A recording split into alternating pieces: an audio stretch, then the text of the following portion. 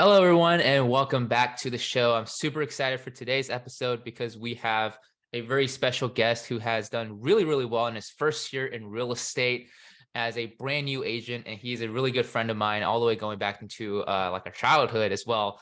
So I'm really excited to have him on, knowing that more and more of my friends here are getting into real estate, becoming more entrepreneurial, getting stuff done. So I'm excited for this. If you're a new agent, or even if you're an experienced agent who's just feeling a slump in your business, I think it's going to be a really valuable episode because we're going to be offering a lot of value, talking a lot about our guest experience today, how you had so much success as a young and a new agent. So without further ado, I want to bring on my good friend and my guest for today, Brandon Turner. Brandon, welcome to the Hey, show.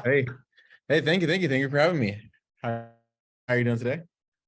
I'm doing great. I'm doing great, man. I'm super excited to have you on and have you talk about your experience as a new agent. So, before we just get into it, why don't we kind of just go back from the start and tell our audience a little bit about how you got into real estate? Okay. What was the motivating force for you to get into the business? Yeah, no, there's so many different experiences and stories in real estate. As you know, there's a lot of craziness that goes on behind the scenes that not everybody gets to see. But for me, when I got into real estate, my aunt's a broker. So I've been around real estate my whole life. I've seen her do it. I mean, she's been doing it forever, probably since I think 2003. So I remember going into her office at Prudential when Prudential used to be a part of real estate, and help her color coordinate and do different things and organize stuff there. And then grew up. Eventually, as I was growing up, I knew I wasn't going to be an actor. I knew I wasn't going to be a rapper or like anything in the entertainment industry, which was kind of the goal. And I knew I have two left feet, so I couldn't play sports. Um, I mean, I can play sports. I just wasn't great at it. And I knew I wasn't really gonna get a scholarship from it. So then I had to decide like what was next. And I always loved homes. And so I thought my next path would be architecture. So I applied to a bunch of schools that had architecture as a major, got into, I think I applied to like 7 or 8 schools, maybe 9 schools, got into about, I think 5 out of the 9. And I ended up going to LSU my freshman year, loved it. Had the best time. That's the year LSU won the national championship. Go Joe Burrow. And then COVID happened out of nowhere. We were hit with COVID, and next thing you know, you're 1 minute I'm in my studio class, working on a project for architecture, and then you get the news about COVID. And when COVID happened, I originally thought it was like the Ebola virus. Like it was a joke. It wasn't something that we were to take seriously. Like it only is going to affect small portions of the world. And next thing you know, like the world goes into chaos and shuts down. And I'm sent home to be locked in my room with my parents for the next 6 months. And then I started working on school, and fast forward a year and a half later, I just decided online school and wasn't for me. And I didn't see the value on spending $50,000 a year on college tuition when I ultimately am only going to be making $70,000 a year. I'm going to be paying a mortgage just to make bare minimum money and work for somebody else when that's not my goal. That's not my intention. My goal is to open a lot more doors for myself, and that happens with money. And eventually I was like, you know what? I always was going to plan on getting my real estate license. Why wait till I'm 25, 30? The goal is to make my first million by the time I'm 25. So let's jump full in and let's get this thing popping. Let's get it rocking.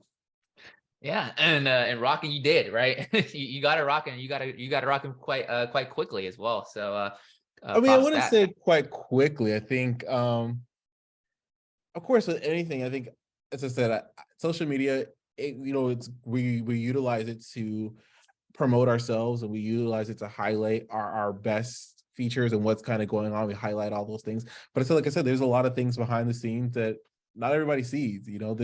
There's a lot of times where it's frustrating. It's not easy. It's not hard, but it's not easy, but it's rewarding when you are finding success and you are working at it to find constant success.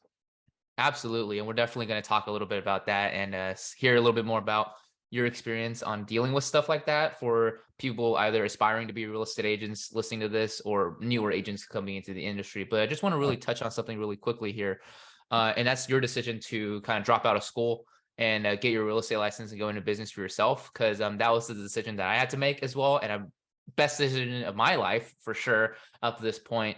So for like our younger audience or listeners here who are watching this or listening to this, who Mhm. are maybe they're undecided, or they're in a position where they're in that same pathway of life where they need to decide whether they want to continue going down the traditional route of going to school or going into business for themselves. It could be real estate. It could be some other type of business or work or line of work. What went into that decision? Were there any doubts or struggles when you first made that Oh, decision? Or yeah. Um, I mean, there are days you still have those doubts, right? Like my mom, for instance, when I quit school, my family was like, "You work so hard to get into school. I can't imagine like you really wanted to go to LSU. I can't imagine you now all of a sudden just want to quit." That's for a lot of people, for a lot of my family, that was a hard adjustment for them. They couldn't imagine like this is random. But I mean, like I said, being COVID, we weren't really I wasn't allowed to get up a lot of that full college experience that I got my first semester, because part of that full college experience, right, it wasn't just school, but it was the interaction portion of it, meeting new people, going out, having, not necessarily crazy nights, but just having fun. Like you're 18 years old, you're on your own for the first time. I mean, what can go wrong? But just having that freedom to kind of be dumb, essentially, not necessarily, but all that gets kind of stripped away with COVID. There's so many guidelines. You have to stay 6 feet apart. They're only allowing you into certain spaces. When you go to class, there's very limited interaction. You're sitting every other seat apart, and most of your classes are online. I slept through most of them. I think I started to fail a lot of them because I just wasn't going to class. Like class would be right at like 9 o'clock. Here I am still in bed. And I was like, by the time we got to 9:10, I was like, I can make an appearance. Right. And then I was like, nah, forget it. I'm just going to go back to bed. Or I would just turn on another episode of The Walking Dead and keep it pushing. Like it just wasn't exciting. But yeah, there was a fear because I said, what is my life going to look like now that I don't have the security of school? Like I don't have a resume. Like I don't have a job to fall back on. Right. Like, what is that? Like, what is that going to look like? Then my mom would add on the pressure of, well, Brandon, you have to pay your student loans back. How are we going to do that if you quit your job? I mean, if you quit school. So, those were a lot of those fears that I had walking into, but something just told me I mean, I'm a spiritual believer. I believe in God. Like, I believe God told me to really just make that transition and to leap. He told me, like, if you're gonna leap, you're gonna lean into me, and I got you, and we'll make it work somehow. And ever since, I mean, I haven't yeah, I stress out about things, but they're very minute things. They're things that I really can't control anyway. But I have to say, I've been profitable. That's the great thing. That's the greatness is I haven't uh, gone red. I haven't been in the red. So I've been pretty much in the black, or I haven't done much. So that's the great news so far, is that I've been pretty profitable. yeah, that's absolutely. I mean, that's something to I think everybody should applaud, right? Right. So yeah, Especially when it's a you're your good own thing. business owner. Yeah, you want to lead with revenue, not with expenses. So that's one of those things, is that I try to keep down my expenses as low as possible. I'm not great at that. Haven't mastered that skill just yet, but that's something I'm still working on.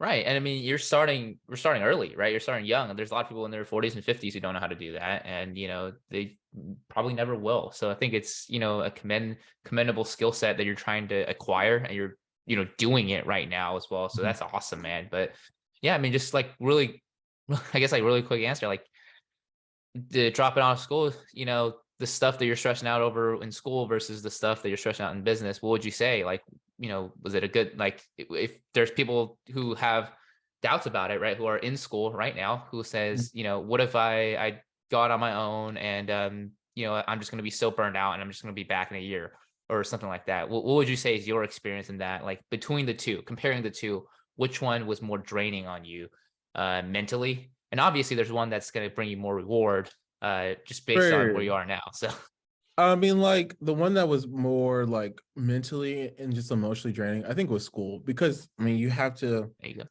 you got to work on your grade point average. You have so much time. Then it's like the social aspect of, you know, school, like how to balance friends and balancing school. Then you have a financial burden that you're putting your family into debt, because you're taking out, I took out student loans anyway, Yeah. to go to school to better my life. So that's the narrative that's really pushed upon us. especially in like high school and middle school, is you go to college to get a really good job so you can sustain a better life. I don't necessarily believe that to be a full true statement. I think there's some parts of that that's true, but not fully. But anyways, disregarding that point. But yeah, just maintaining that GPA and making sure that, I can come back to school. And, when you fail, like, what's that look like? Am I going to step back? Am I going to be set back another year? And then there's more money that comes. So it's like a financial, a mental, and emotional pressure. And then you're on your own. Like, I'd have to call my family. My family didn't call me. I called them to talk to them. They weren't calling me to check in like they would when you're in high school. My parents at high school, they were all over me and making sure my grades were great. When you go out to college, it's like you really are on your own. You're learning to sustain by yourself, mentally, emotionally, and physically. And it wears on you. It's a whole different level, I think, college versus being a business owner. Yeah. I mean, 100%. Like one of the things, if like you are in that stage in life where you don't really know whether you're going to be in school or not, like I think for me personally was like, it was the shift in mindset. Like I knew like when the time came where it was up to me to decide whether or not I was going to work on schoolwork and get good grades. It was like, no, like that doesn't matter at all to me. It was external pressure and it was clarity. So a lot of times I think for people, if you have that clarity, make the move now, right? Do what Brandon did, right? And go out there and start your own business. Cause we can attest to that it's a great experience, but there's also going to be struggle, but pick your heart, right? Life's going to be hard either way. And just, you have to choose your heart. So Yeah.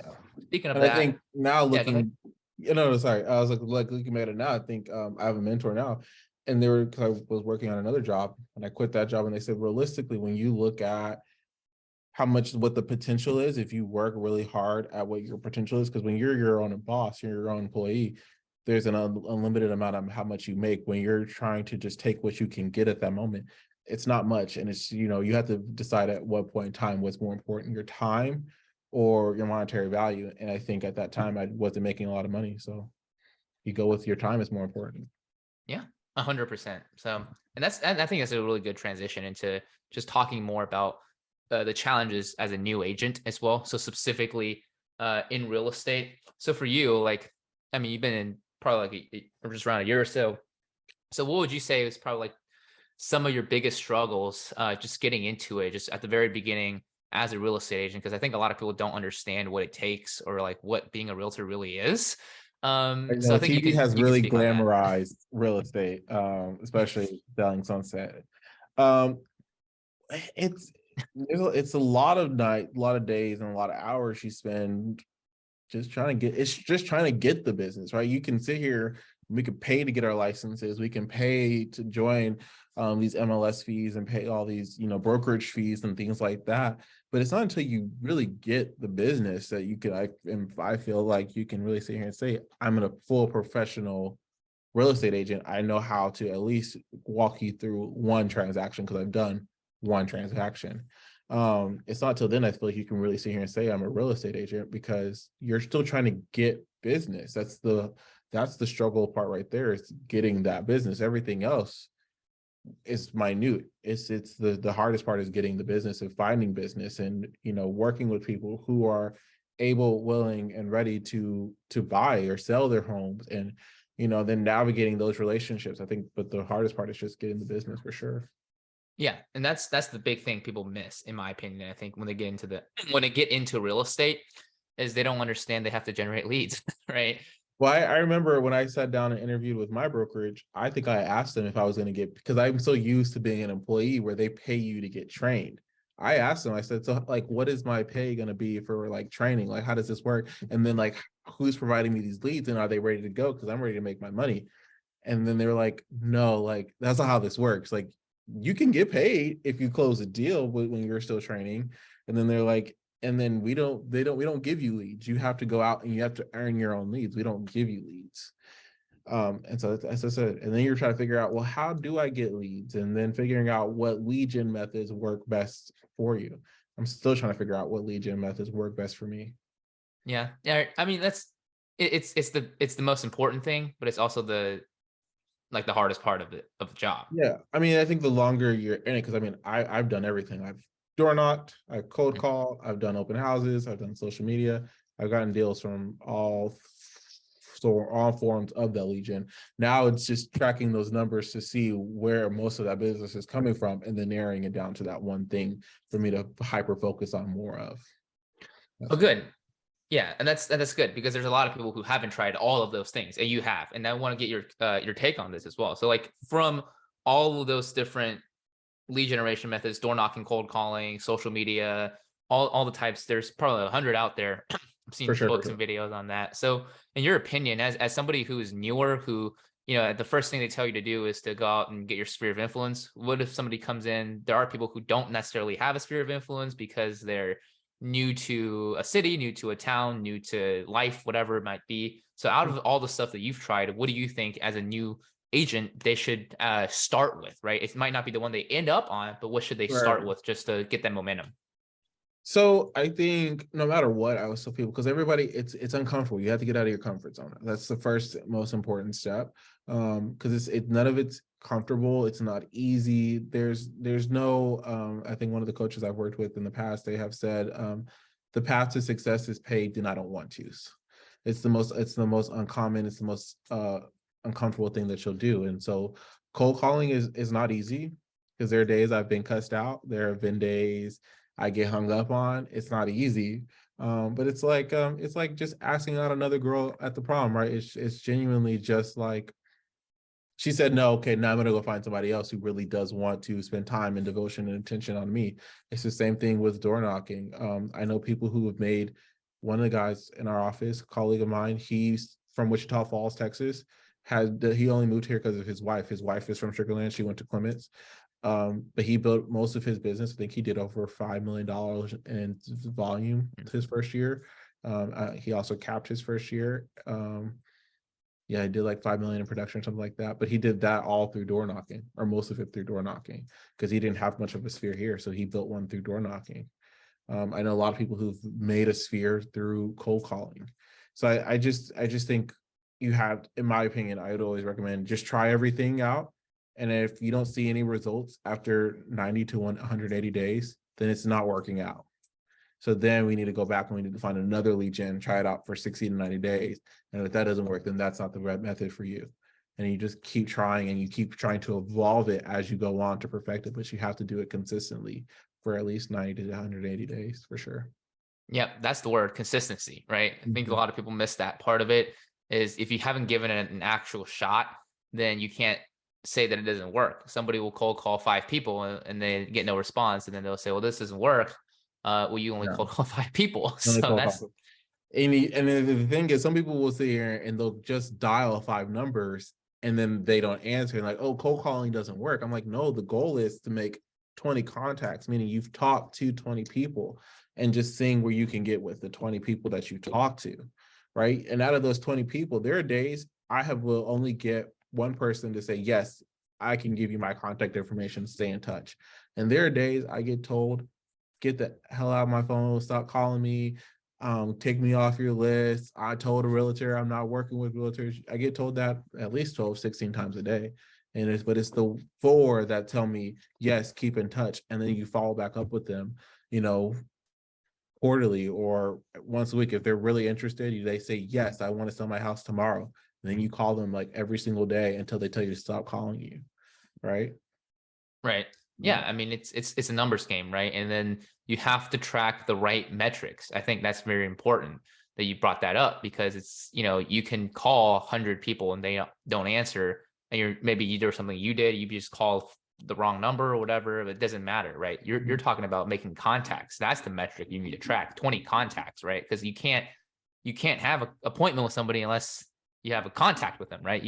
That's where it starts. So It starts with the conversations that genuinely that you create around you, right? And that's through cold calling, that's through door knocking. There has to be an intention there, and sometimes people don't always see the intention, they miss intentions.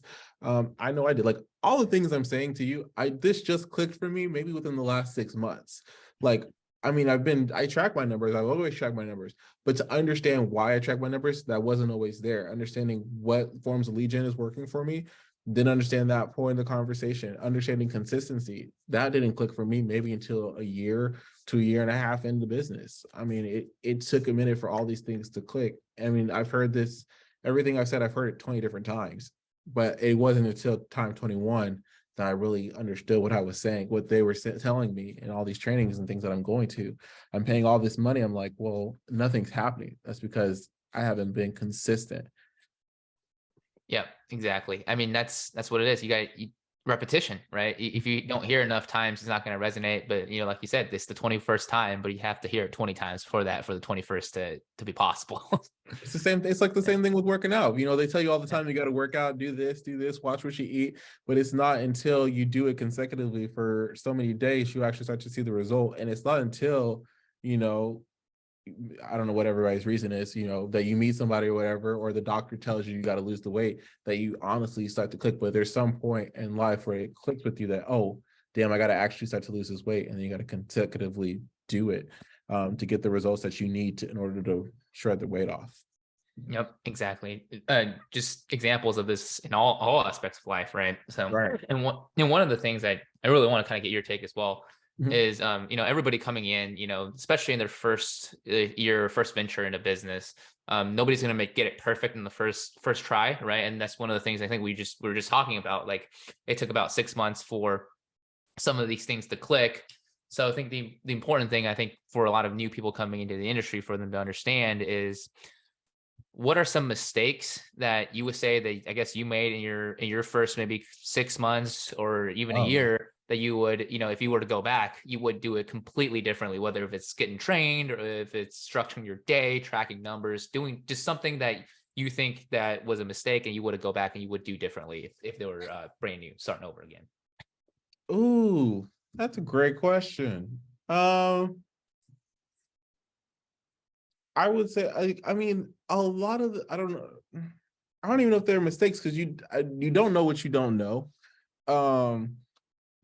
And so I think another thing I've just learned is, if you're not winning, you're learning. And so if you're not constantly winning deals, you're learning about the mistakes that you made and how to improve them. But I guess one of my biggest mistakes was showing clients around without a pre-approval. And driving all over the city of Houston. I would say that is a lesson that I've learned, not to do that.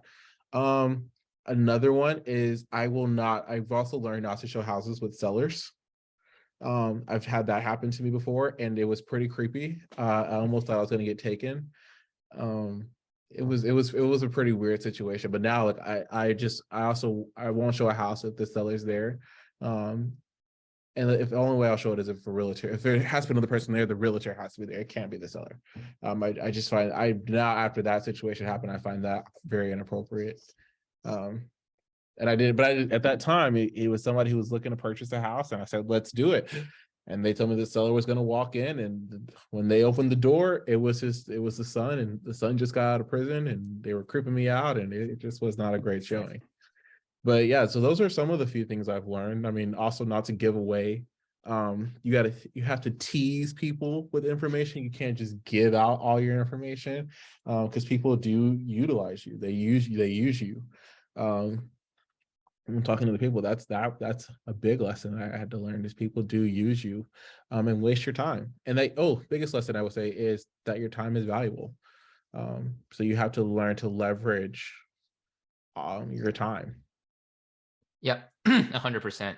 Your time is valuable. That's probably, I think a lot of people don't understand that, and especially in the beginning, right? When you're so eager for business, right? We just want to get that first deal or that first sale under contract, right? And then we miss all these blind spots. But yeah, and again, I think I might have misstated the questions, like not necessarily mistakes, but something that you would go back and do differently for a new agent, right? Yeah, and I was supposed to say, because it gets, as a new agent, you're always it's just inevitable, because you don't know what you don't know. There's so many layers to this business, because you have a sales side, you have a contract side, you have a legal side. So there's so many different points to this where you're gonna make a mistake. It's just inevitable. There are agents who have been in this business for 20 plus years, and they make mistakes. There's so many levels to this business. I think it's just, as long as you keep changing or keep adjusting to the mistake, I think you're okay. It's when you keep making the same mistake over and over and over and over again, now you become incompetent. And that's where the issue lies. Is when you keep making the same mistake over and over and over again. But I just say embrace the craziness, embrace the mistakes, and just fail forward.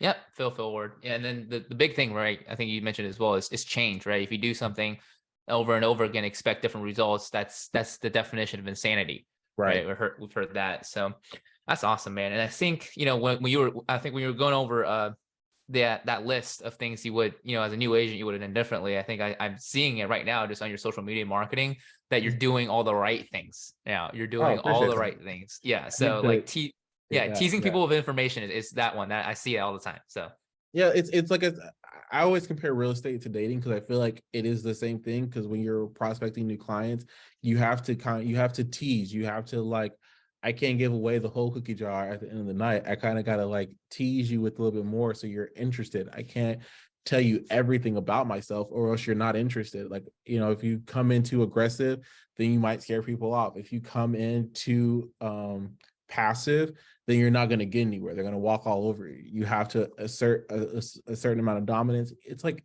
this is it. You have to certain amount of dominance, and you also have to kind of, but not be too aggressive about it. You have to. It's a bitter with the sweet. It's a dance. It's a tango. It's a salsa. It's a little bit of everything at once. It's a little spicy. yeah, a little Got to keep it a spicy. little cheeky. Yeah. Yeah, for sure.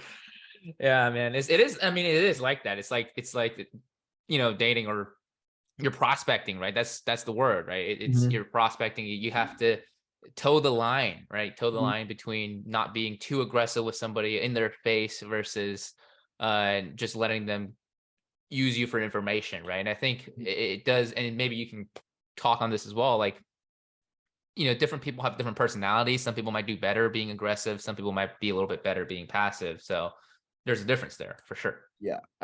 Because I know a lot of agents who are very, very direct in your face. You're gonna sign with me today. Boom, let's get this done. And they have a successful business. It works for them, right?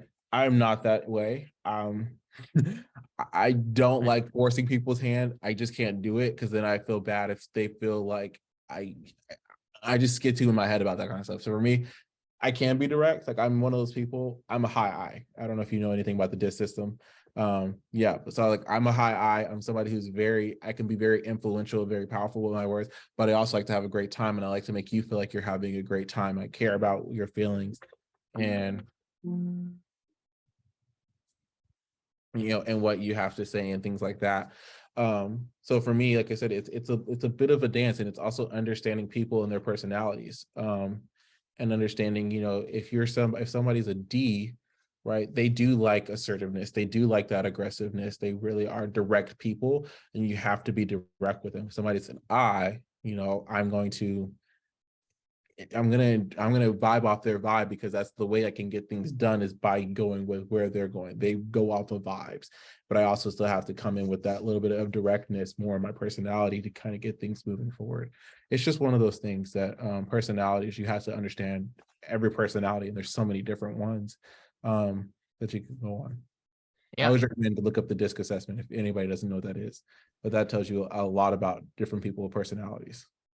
Yeah, that's a good one. And I think what you basically said right there is just like you have to understand yourself Mhm. as an entrepreneur, as a salesperson, whatever it is, you have to understand yourself. And maybe you can touch on, your experience in that as well. Like, did you find that you learned a lot more about yourself Oh in your yeah. stint as an agent before, and there was something unexpected or Like beforehand, no. I think like before I was an agent, I don't think I knew as much as I know about myself now. I think dealing with people and being in a people business, right? You learn more about yourself. You learn about how patient you are. You learn about your willingness, your strength, your will, your courage. You learn a lot about yourself and who you are. Like I know when I walk into a room, and I don't say this just because I'm cocky or whatever or arrogant. I make it a point to when I walk into a room, everybody by the time I leave, everybody should at least know my name or be curious about who I am. Because when I walk into a room, my presence is so impactful. That's my goal. Anytime I walk into a room, I want to leave with it by having an impactful presence on somebody. yeah. And 9 times out of 10, it happens. Most people just automatically know who I am by the end of it because I've just made such an impact. And a lot of times that may be just being in their face constantly, or that may just be because I just work a room and I've learned how to do that. But that's also, and I'm still learning on how to do that in my business by making it intentional, right? With people, networking events and open houses and things like that. You want to be the most impactful person in the room. And so I'm still learning how to really do that and take that up a notch in this next year of business for myself. Right. And I think, yeah, a lot of people they really want that, right? They want that influence. They want to be, like you said, they want to walk into a room and they can't be missed is really what they want. And then, so like from your perspective and your experience, what has been the change, right? So what are some things you worked on, whether it's working on yourself, working on communication or influence skill sets? Is there any book recommendations, specific people on YouTube that they can go watch? So for me, right, I'm not a big reader. This is such a bad, I'm working on myself. That's one of the goals. I really do have, it's not like a huge goal. I just want to read a book. I'm not a big reader. It's not my thing. I'm working on it. It's not a thing I've mastered yet. But one of the things I've done though is I've done a lot of webinars. I've done seminars. I also sit around people of a higher caliber, right? Meaning in this office, I mean, the office I'm currently in, I sit around with top producing agents. I'll sit around with top producing lenders, top producing title reps, top producing investors. I mean, any room I can get in where there's other people who are making more money than me. Because I think Jay-Z said this in a line one time: if everybody in the room is broke except for you, that means you're broke too. Something like that. I can't exactly write the right bar, but I do agree with that. Like if everybody in the room is broke except for you, that means, I mean, I feel like I'm broke too, because I'm not elevating my stance. I'm not elevating my position in life. And so that's one of the things I do like to do is I always like to put myself in a room with higher producers than myself. I never want to be the highest producer in the room, because that means I've hit a ceiling and there's no room left for me to grow. There's no other ideas for me to kind of captivate and grow forward. So that's one of the things that I do. I do listen to a few YouTube people. TikTok is great. I have a lot of people I follow on TikTok, especially for scripts ideas. I do a lot of script practicing. And that's how I really got comfortable with asking for appointments, because I used to not see the opportunity to ask for an appointment. People tell me I'm looking to sell my house. I sit there and say, okay, cool. I wouldn't ask for the appointment. I'd be like, oh, well, hey, look, now I can say, oh, we're looking to sell your house. Well, we should meet, man. I'd love to see how I can help you out. Let's go over your best options for you and your family and just go from there. Right. I've literally had, I think maybe 2-3 people ask me that they're looking to sell their house. And I would just go, oh, okay. And it's like, it's an opportunity that I missed, but that's part of my personality. I also learned that taking a disc assessment, that because I'm so, I'm such an eye, like I always look for the vibe or whatever, that I kind of miss other opportunities. And people are sometimes really direct with me. They say, I want to sell my house, let's do it. And I miss it. So script practices have worked really well for me, and going over scripts books and joining scripts classes, and joining those live script plays, right? And going in motivational things too. Sometimes in this business, it's really hard some days to stay motivated. There are days you get, like today, I almost didn't get out of bed. I was like, my body's still tired. We work 7 days a week, and I've been working 7 days a week since the start of the year.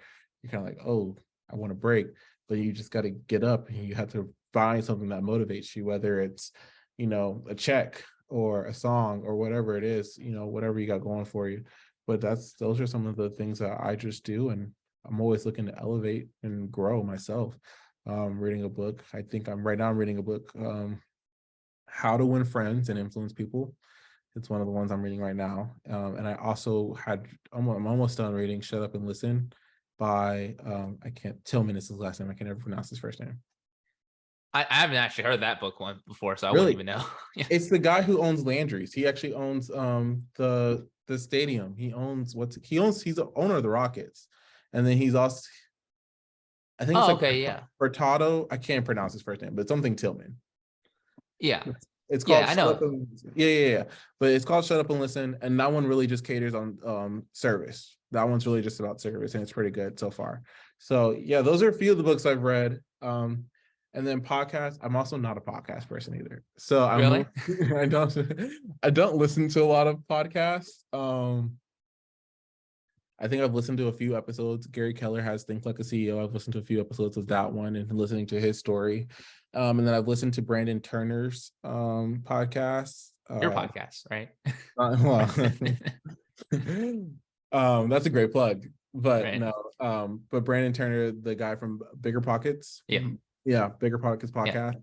I've listened to a few of his episodes and listening to things about him, his journey in investing and things like that. So those are all great things to get into and start listening to. And I just say start with TikTok is what really has progressed me forward is Realtor TikTok. So I'm on that a lot too. Glenda Baker, I think she's hilarious. She's probably one of my favorites to follow. I follow like Morgan Reed, Dallas something. In Atlanta, I follow Nikki, can't think of her name, Nikki Harding or something like that. She's here in Houston. Of course, Julia Wang is another one that's here in Houston. She's a big producing agent here in Houston. So of course, I mean, those are some of the top people just to keep inspiration flowing. And then I also follow a lot of producers here at Keller Williams and just getting that inspiration to keep going. That does motivate me when I see somebody else saying under contract. Like I do know it's possible for me to get under contract and to keep pushing and keep fighting to keep going forward. Yeah. I mean, that's one of the things, man. Just figure out what is it that you resonate with and then go for it. Because again, not everybody's a reader, right? So there's nothing wrong with not being a Yeah, reader. no, Yeah, I mean, that's why Audible exists, right? And that's why right. different things like that Podcast. exist, right? So there's nothing wrong with that. It's just, but you're still educating yourself, and you're using like even TikTok, right? When people think of TikTok, they think it's like destroying the brains of like our generations, but like you're using it productively. So Yeah. it's really up to you to leverage all the tools and resources and technology around you that we have such an abundance of here in 2023 to improve Sure. yourself. And then I also journal. I think journaling is a great way to keep the brain going, and that's something I've just started picking up doing recently. It's been therapeutic, but it's also like I keep a lot of my notes and contacts in here. This is like my best friend here, so that's one of the things I do when I'm making my calls and people are telling me to shut the hell up and get off the call. I write it down and just keep it pushing. That's what I can do. Yeah, do what you got to do to like for yourself, right? And that's something I think people miss, especially if they're really aggressive, eager, going forward thinking, is that you have to sometimes take a little bit of time for yourself. And journaling, I think it's great because you're writing it down. You're almost like you're putting the problem, you're taking it out of yourself, and you're putting it on the piece of paper. It's like the Yeah. problem is here. And sometimes like I think it's also great to write down gratitude, because I think, and this is something else I learned recently though, is when what you look for in the world is what you look for in yourself. It's like what you like. So what I see in you is what I technically am looking for in myself. So I think when you point out a lot of negativity in the world, you also see a lot of negativity about yourself. So I've also learned to just point out a lot of gratitude. I think that's something that's also missing in the world sometimes. Is just telling people that you're grateful for them and you're grateful for having them in your life, and then you're also grateful to be alive. You're grateful to, the more you point out things that you're grateful for, the more positivity is going to flow within your life, and the more you're going to start to see it. At some point in time, you're going to wake up and just say, that's a great looking chair. Everything's just going to become more positive in your life. It doesn't, the bush is looking prettier today, and it's just the same bush that it was yesterday. It's just you look for stuff to be more positive about. 100%. I just got to say, because we're on this topic right now, I'm super grateful to have reconnected with you, Brandon, and to There you be sitting go. here and have you in my life as well. So it's I definitely, appreciate yeah, that saying. yeah, of course, man. It's just, yeah, I love this quote, and I just wrote it down. Like, what you look for in the world is what you look for in yourself. So it's the same energy that you're bringing, same attitude, right? So Yeah, that's to tell people is because I think when you're a newer agent, you're hungrier, and you're ready to like get things rocking and rolling. And sometimes it's just not happen. It doesn't happen. It doesn't happen for everybody that fast. Some people produce at different scales. Some people they walk in with their first deal and they can make $300,000 like that. For some people it works like that. For some people like myself, I didn't make my first sale. I think it was almost 11 months until I made my first sale. But I mean, I worked with leases for a really long time, and you just keep working, you keep getting that momentum, and you keep going and moving forward with that. And eventually everything falls into place from there. Yep, 100%. And I think like another thing I really want to touch on with you is that, being younger, have you seen that, when you're talking to people, has that been an objection that has come up, or has that been a mental block or mental belief that you had on your own? Because I know a lot of young agents coming into it, that is like something they struggle with and they ask questions about. So For me, I think a lot of people hear I'm a real estate agent, they're impressed that I'm a real estate agent this young. right. Most of the time, you're like, oh wow, like I wish I would have did this for myself when getting started. I honestly, I don't even bring up my age. I try not to. I don't even bring out my experience in real estate, because a lot of times it's really not. And real estate experience is not one of those things that's really prevalent. It's not important. It's not relevant.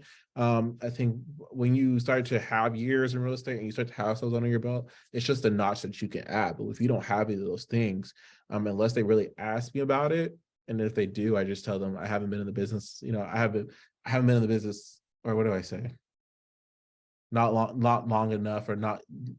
I can't. I word it differently to where it feels like I haven't been in it long. Anyways, but it's one of those things I word it differently to make it feel like it's not important. Like have been in it, I've been working for some time or whatever, and you word it to where it fits in that moment for yourself.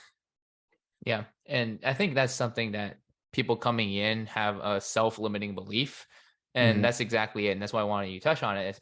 It's because that it doesn't really matter, right? It shouldn't affect anything at all. People with 50 years of experience in the business, they could be the worst agent ever just because And a they lot have of them experience. are. I think, not to say that they are the worst Right. agent in the business, but I think the longer you're in this business, there comes a point in time in your life where you kind of just like you're over it. Like I've been doing this. Some people I've known who did it for 30 years. Like, yeah, but I'm at this point, like I'm just here to collect a check. Like it's not even, they don't have that burning passion that they once had when they were getting in the business. Now it's kind of like, okay, well, yeah, no, like I'm just here because I don't want my husband to make me work again. Like I've been for the last 5 years, I've just been at home, and now I'm working just because my husband, he's laid off right now, so I'm just picking up the slack for him. I've heard that story. I've just heard, it's just a fun little hobby right now. I'm waiting to get out. And sometimes those agents, they miss, you know, minor details. They don't grasp the full picture like they once did. And it's not to say that they're bad agents. It's just they're not as hungry, so they don't pay attention to everything as the ones they did. It's just one of those things. Yeah. Yeah, it is. Yeah, it is just one of those things. And being, you want to use being newer to the business as an advantage, right? Because you do pay more attention. You're more passionate, more eager, more willing to go the extra mile and help out versus somebody who's been in, like you said, maybe 30 years. They kind of just don't want to be a part of it even. So Yeah. I will also people said never tell anybody that you're new, right? It's just like, you go into like going to a restaurant or whatever, and they tell you I'm a brand new server in training. Like I automatically expect my drinks to be mixed up, my order not to be right. Like I expect a disaster. I'll still tip you, the 10% minimum, but like I just expect a disaster because it's like you're new. And so when you tell people that you're new, that's what they expect. So I never utter the word that I'm new. I've never told people that I was a new agent in real estate. I never tell people, I try my hardest not to tell people my experience in real estate, or how long I've been in real estate. If I can avoid that question, I do. Um, so yeah, yeah, yeah. Don't ask, don't tell. That's the policy. that's the policy. Don't ask, don't tell. Different policy, Right. but it is one of the policies that we talked about. Yeah. Right, for sure. Yeah, man. So I think, for going into 2023, there's been buzz, or I mean, like it's pretty like more than buzz now. Like people are just like, this is it. Like, this is going to be a change in the market. People are freaking out about a recession, whatever it is. So in your plan in 2023, right? You don't have to disclose everything because obviously it's up to I you. don't do But anything that's secret, but okay. right. So what is your plan to conquer 2023 with changing markets and fear in the minds of buyers and sellers and other agents? So first thing is first, when there's fear and concern out there, as an agent, you hear that too. As agents, we hear that. We develop same fear and concerns. So it starts with education. So educating myself, educating my buyers, educating my sellers on what's going on and how we can help improve that, right? And then that also starts with talking to my lenders, talking to other agents, talking with other agents, talking with my lenders, talking with my title reps, um, and kind of going from there, and just educating and seeing what solutions there are to help everyday people. Because prices are still increasing on houses. The interest rates haven't dropped yet. Um, that's a delay for buyers, and that's a reluctancy for buyers, and that reluctancy affects sellers. So if you're somebody who works with sellers, you have to have a solution, to help these sellers understand, one, the market and how we can help them with that, and two, what's going on and how we can help those buyers, come to that door and grab your listing so you can move on to the next phase of your life, right? Wherever that may be. You may be wanting to move out to Tallahassee and go ride a horse or something. I don't know. That's your business at that point. But what I'm hired to do is market and sell your home. That's my job, is to sell the property. And that's one of the most important things. And it starts with education, and then it starts with framing a great mindset around yourself. So I think once you can conquer those two things, the world's unstoppable. I love it. Huh? I said I love it. Yeah. The most dangerous thing, the two most dangerous things in the world are yourself and your mindset. Those are the two most dangerous things. It's the lack of action that you don't take, and it's the lack of mindset and positive mindset that you give yourself to. Right. Exactly. You can make or break yourself just by the way you think. And consistently across the board, everybody who I've asked that question has said the same thing. It starts within you. It's not what's going around you. So, right. And like I said, education, and mindset. Those are the two most important things.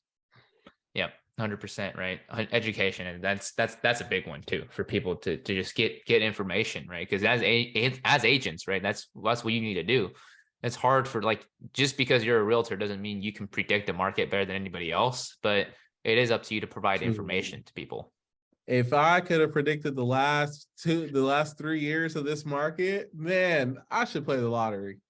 I do this all the time. I say, if you can predict the market and you can tell me what's going to happen, forget hiring me as an agent. You need to go play the lottery and buy me the same winning tickets, and we could split $1 billion cash prize. Like, let's do that. I'll buy your house at that point. Like, if you can predict the market and you can give me a winnings, then let's play the lottery. Like, I don't forget this mess. I'll quit my job tomorrow if I win the lottery. Forget this mess. Shoot, I'll invest and do other stuff with the lottery money. Because it's just, a lot of people think that they can predict what's going to happen in the next year. Like, even the prediction for 2022, the prediction was that the interest rates would be in the 8%. Where the interest rates went up to 7%, they're trickled down. Now they're, I think, from what I was quoted, for a person with good credit score, you're at 6.5. And then they're projected to go down even lower when the Fed meets, in the next 2-3 weeks. So I don't know. And in the market, they're saying home prices were going to, I had new construction people tell me home prices were going to go back up and they were going to skyrocket, and the interest rate was still going to go up. That's not what I'm seeing right now. I'm seeing prices drop. I just saw a house, I think by the end of the year last year, new construction house, they originally had it listed at like $469. They raised the price up to $489. They just dropped it back down to $459. So I'm seeing people trying to time the market and figure out what's going on. There's no real strategy. There's no real rhyme or reason. It's just everybody's trying to land this really bad turbulence plane on a very thin needle to get it right. The Fed doesn't have it right. Real estate agents don't have it right. Lenders don't have it right either. No one has all the answers. It's just what's happening in the world. What the inflation is, what's happening with inflation is partly due to what's going on still in Ukraine and Russia. Part of that's also due to gas price. I mean, there's so many different things that affect everything in this country that you just have to just stay on top of it and educate yourself and educate your clients and why this is the thing. Right, exactly. And I think we'll end up with this as well. I think it's going to be a very practical tip for our listeners. So as an agent, right, how are you Mhm. having these tough conversations, right? Because we get it, but some buyers and sellers, there's a lot of them that do want to time the market. So what is your approach to having that tough conversation with the client? Essentially, it's you have to go back to, why am I getting this phone call in the first place? You called me to meet with you. What is it that what are we meeting for? If you want to wait to time the market, we can do that. Absolutely. But do you know what the market's going to look like in 3 months? If you have the opportunity right now, what is holding you back from right now? Right. And then if they come back and they ask you, they tell you what's holding them back, and then that's a different, you can always, it's leading a conversation with questions, right? Because I don't, if I don't understand why we're waiting, you know, right now it's January and I have to wait till June to list your property, why am I being called to sit down with you? But it's very important before I go to any listing appointment to understand, what are we doing? What are we looking to do? Are we looking to sell right away, or what's the time frame? That's an important question to ask before you go to listing appointment. We're looking to sell our house. We're looking to be in Florida by May. That's a realistic timeline to work with, right? Because then now we need to talk about getting the house ready for pictures, getting it ready for staging, getting it ready for all these different things. Now I have to give you my list of contractors and having those conversations. But essentially, I have to ask the question as a professional to understand, your reluctancy as a seller, what's going on. Because there's a reason I'm getting a phone call from my seller asking me to meet with them. So it's just going back to them and asking questions. Yeah, that's awesome that you brought that up. Leading with questions, right? Like, why am I here? Why am I even getting this call if you want to list in June, right? And then you'd start discovering their goals and their reasoning, and it could be something completely different than what's on the surface, right? You're like uncovering the treasure, right? The real goal that they have. So Yeah. It's the same thing with agents here too. A lot of agents, they have goals, but they do things that don't necessarily make sense for their business, and you have to kind of ask them, what is the purpose of this? What is the intention here? Yeah, in order for you to do something and do it successfully and do it well, there has to be a clear intention behind it. If there's no intention, then you're just doing something and wasting your time. And as we said, yep. time is money and time is valuable. You don't get any of it back. So you gotta make the most of what you got. Absolutely, man. And out of respect for everybody's time, yours, of course, Brandon. We're gonna kind of wrap it up right here. And for Okay. anybody who is listening or watching this, and they want to reach out to you, they want to support you on your social media, which it looks great, by the way. So props to you on that. What are some ways that people can reach out to you or find you on social, or just kind of follow you? Yeah, so my social media tag is Brandon Turner Realtor on Instagram, and then TikTok. I am gonna pull that up because I don't know it off the top of my head. But actually, no, I'm really curious. It's like Brandon Turner. Yeah, Brandon P. Turner. It's actually just that. That's why TikTok is Brandon P. Turner. Yeah, and then if you wanted to reach me or contact me or reach out to me personally, my phone number is 713-245-9934. And my email is brandonturner@kw.com. That's K as in Barry K and W as in watermelon.com. Nice. Awesome, man. We'll leave all of that in the description below and the show notes, depending on if you're listening to this on like a podcast platform or watching it on YouTube. So just make sure you're checking the description below. Follow Brandon, give him some support right there. And Very good. other than that, Brandon, you want to before you sign off, any last thoughts, last messages you want to leave with the viewers here today? Or I just say two things. If you're not winning, you're learning, and just to always fail forward. That's my biggest advice is you got to do something in order to grow and succeed. So if failure is inevitable, why not fail forward? So there you go. yeah, I love it, man. Well, Thank you. thanks so much for doing this, and I I appreciate appreciate it. it. Appreciate Yeah. you having me on here, man. I really do.